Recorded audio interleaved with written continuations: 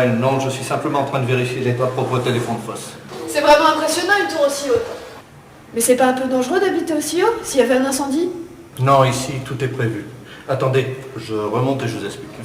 Ici, vous n'avez pas de crainte à avoir, puisque ces deux tours font plus de 50 mètres de haut, donc elles sont placées immeubles de grande hauteur à usage d'habitation. Et la réglementation incendie qui s'y rapporte est vraiment draconienne. Venez, je vais vous expliquer. Puisqu'une telle hauteur ne permet pas l'utilisation des moyens traditionnels des pompiers, la sécurité repose sur deux principes. Limiter l'éclosion du feu et son développement, assurer l'évacuation des occupants en toute sécurité. L'immeuble est donc divisé en compartiments étanches. Leur résistance au feu empêcherait un incendie de s'étendre. Toutes les communications, portes, tuyaux, etc. sont maintenues étanches pour contenir un feu. D'accord, mais si jamais un feu se déclare, comment vous serez informé? Tout simplement grâce à ça. Chaque étage est équipé de détecteurs de fumée. Dès la moindre présence d'une fumée, il se déclenche et alerte le poste de sécurité.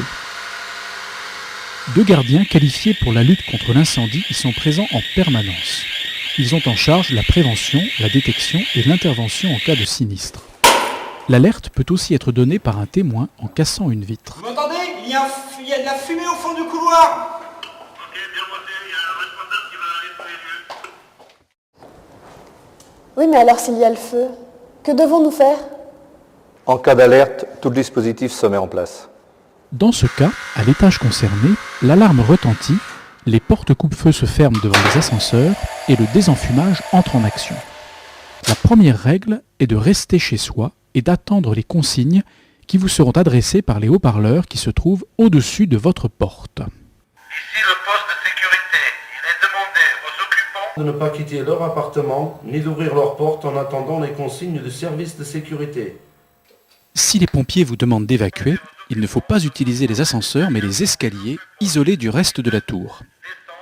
Dès le début de l'évacuation, les escaliers se mettent en surpression d'air pour chasser la fumée. Chacun peut donc évacuer en toute sécurité.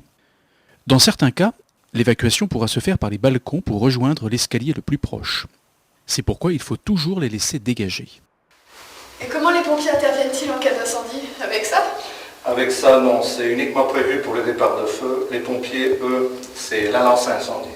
À chaque étage, les pompiers peuvent se brancher sur les colonnes humides pour attaquer le feu. Les colonnes humides sont maintenues constamment en pression. Impressionnant. Et s'il n'y avait plus d'eau? Il y a toujours de l'eau. Une réserve de 150 mètres cubes est logée sous les tours. L'eau y est puisée et envoyée dans les étages par le réseau des colonnes humides. Et s'il n'y avait plus d'électricité? Ça aussi, c'est prévu. Ah, c'est génial. Des groupes électrogènes fourniraient l'énergie si le courant était coupé. Ils sont entraînés par des moteurs de péniche de 400 kVA, soit la puissance de 400 fers à repasser. Et leur autonomie permet de tenir 36 heures. Ils alimentent les pompes, les ascenseurs et les blocs autonomes de sécurité qui nous éclairent pendant l'évacuation. Et comment est-on sûr que tout ce dispositif fonctionne? On s'en préoccupe tous les jours. Une tournée d'inspection est réalisée chaque matin par un agent de sécurité. Il vérifie que les systèmes sont en place et fonctionnent. Il signale toute anomalie. La commission de sécurité départementale fait régulièrement une visite approfondie. Et toutes ces tours-là, elles sont protégées de la même manière? Dans les bureaux à partir de 28 mètres, c'est la même réglementation qui s'applique. C'est d'ailleurs une des plus strictes réglementations du monde. Eh bien, grâce à elles, nous sommes vraiment en sécurité dans une tour.